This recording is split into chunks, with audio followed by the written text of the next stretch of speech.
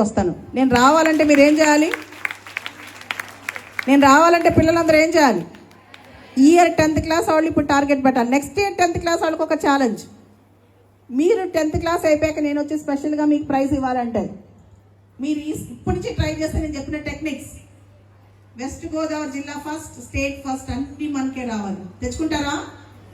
మళ్ళా వాళ్ళతో మిమ్మల్ని కలవాలంటే మీ దగ్గరికి, మీ స్కూల్కి ఇక్కడికి రావాలంటే మీరు చేయాల్సిన పని ఇది. ఇప్పటి నుంచి ట్రై చేస్తే ఆకాశం అందుకోవచ్చు. ఆకాశం కాదు, ఇందాక నేను వచ్చినప్పుడు సార్ మాట్లాడుతున్నారు, అంతరిక్షానికి వెళ్ళిన మహిళ ఎవరో చెప్పగలరా అని. మహిళకి అంతరిక్షం కూడా హద్దు కాదు. సునీత విలియమ్స్ రీసెంట్గా ఇండియాకి వచ్చారు. 8 రోజుల కోసం అంతరిక్షానికి వెళ్ళి ఇంటర్నేషనల్ స్పేస్ స్టేషన్కి కేవలం 8 రోజులు ఉందామని వెళ్ళారండి. అక్కడ మంచినీళ్ళు కూడా తాగడానికి సరిగ్గా ఉండదు.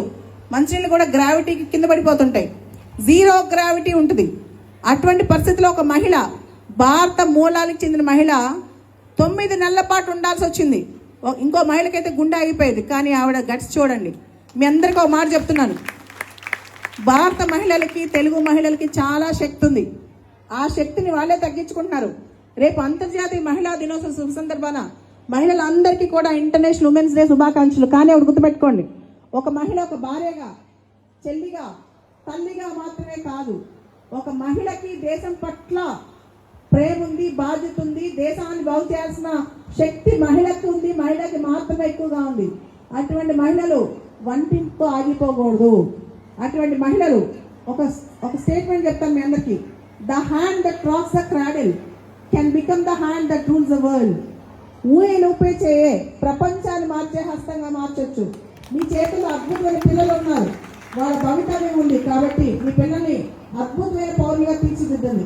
నేను ఒక మిషన్ కి కోసం లాస్ట్ 2 నెలల నుంచి తెలుగు రాష్ట్రాలు మొత్తం తిరుగుతున్నాను. అదే ధనిక్ భారత్. ఏ మిషన్? గట్టి చెప్తారా?